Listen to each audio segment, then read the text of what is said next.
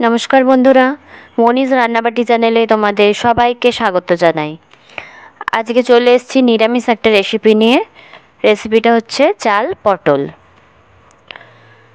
তো তোমরা দেখতে থাকো রেসিপিটা।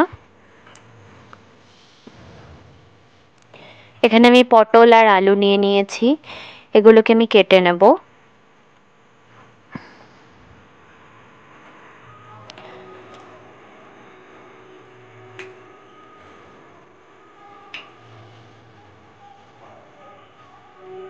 পটলটা কেটে নিচ্ছি।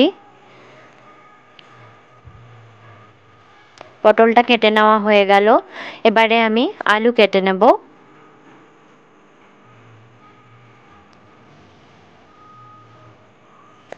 সব সবজিগুলো পটল আর আলু দুটোই মিডিয়াম করে কাটবে, খুব বড় বা খুব ছোট করে কাটবে না। তো সবজিগুলো আমি ধুয়ে নিয়ে চলে এসেছি। তো দেখো এইভাবে পটল আর আলুগুলোকে আমি কেটে নিয়েছি। এবারে 1/3 কাপ আমি গোবিন্দভোগ চাল নিয়ে নিয়েছি। চালটাকে ভালো করে ধুয়ে নেব।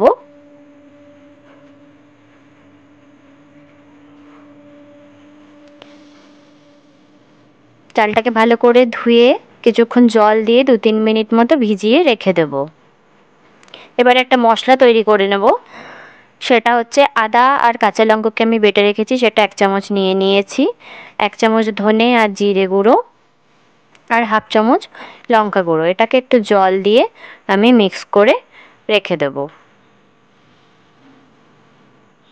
মশলার পেস্টটা তৈরি করে রেখে দেব। এবারে যে চালটা আমি ভিজিয়ে রেখেছিলাম, চালটাকে আমি ঝরিয়ে নেব জল। চালটা যাতে একটু শুকনো হয়ে জলটা ঝরে ঝরঝরে হয়ে যায়। এভাবে চালটা ছড়িয়ে নিয়ে একটা ঝুড়ির মধ্যে, ছাঁকনির মধ্যে রেখে দেবে, যাতে জলটা ভালো করে ঝরে যায়। এবারে আমি কড়াইতে সর্ষের তেল নিয়ে নিয়েছি 3 চামচ মতো। আমি পটলগুলো ভালো করে লাল লাল করে ভেজে নেব। একটু নুন, 1/2 চামচ নুন আর 1/2 চামচ হলুদ দিয়ে আমি পটলগুলো লাল লাল করে ভেজে নেব।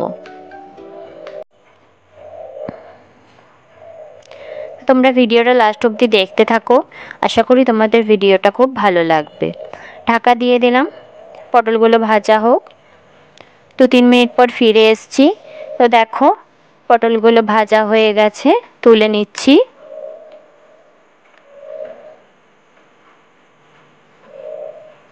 এবারে আমি আলুগুলোকেও একইভাবে ভেজে নেব। 1/2 চামচ নুন আর 1/2 চামচ হলুদ দিয়ে।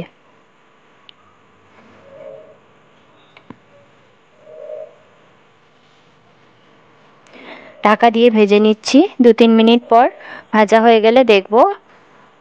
তো দেখো আলুগুলো সব ভাজা হয়ে গেছে, আলুগুলোকেও তুলে নেব।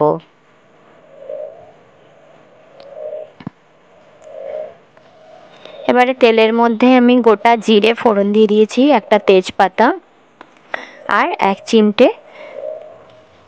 মশলাগুলো ভাজা হয়ে গেলে আর আমি 1 চিমটে হিং দিয়ে দেব। হিংটা অপশনাল, তোমরা দিতেও পারো নাও দিতে পারো, তোমাদের খুশি।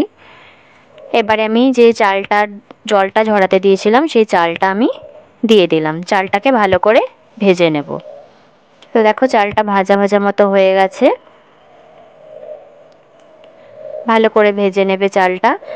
আর আমি যে মশলার পেস্টটা তৈরি করে রেখেছিলাম সেটাকে দিয়ে দিলাম।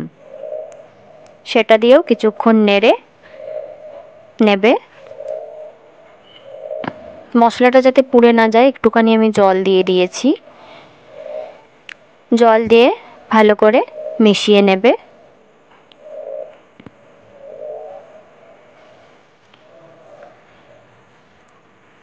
দেখো মেশানো হয়ে গেছে। এবারে যে চাল আর পটল আর আলুটা আমি ভেজে রেখেছিলাম সেই পটল আর আলুটা আমি এতে দিয়ে দিলাম। এবার পটল আর আলুটা দিয়েও ভালো করে মিশিয়ে নেবে। মিশিয়ে মিশিয়ে ভালো করে নেড়ে নেড়ে কষে নেবে।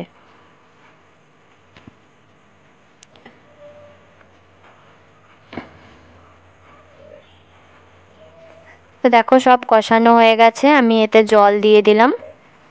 জল দিয়ে দিলাম যাতে আলু আর পটলটা আর চালটা ভালো করে সেদ্ধ হয়ে যায়। আর একটুখানি জল দিয়ে দিলাম, দিয়ে ঢাকা দিয়ে সবগুলোকে সেদ্ধ হতে দেবো। 5-10 মিনিট পর আমি ফিরে এলাম। তো দেখো চালটাও ফুলে উঠেছে আর আলুগুলোও সেদ্ধ হয়ে গেছে।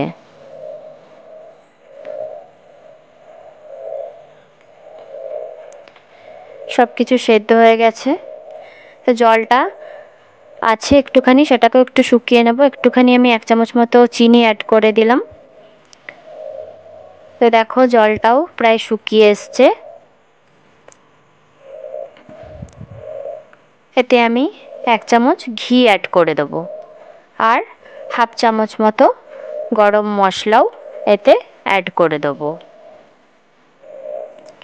দিয়ে সব দিয়ে নেড়ে নেবে ভালো করে।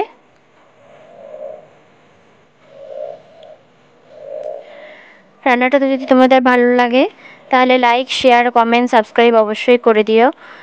আর পাশে থাকা বেল আইকনটা প্রেস করে দিও, যাতে সবার আগে তোমাদের কাছে নোটিফিকেশান পৌঁছে যায়। তো দেখো সব ভালো করে কষে গেছে, রেডি হয়ে গেছে। এবারে আমি নামিয়ে নেব।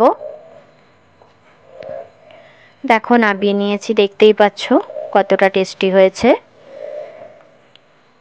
তো দেখো তোমরা একবার হলেও বাড়িতে ট্রাই করো। দেখা হচ্ছে পরের দিন।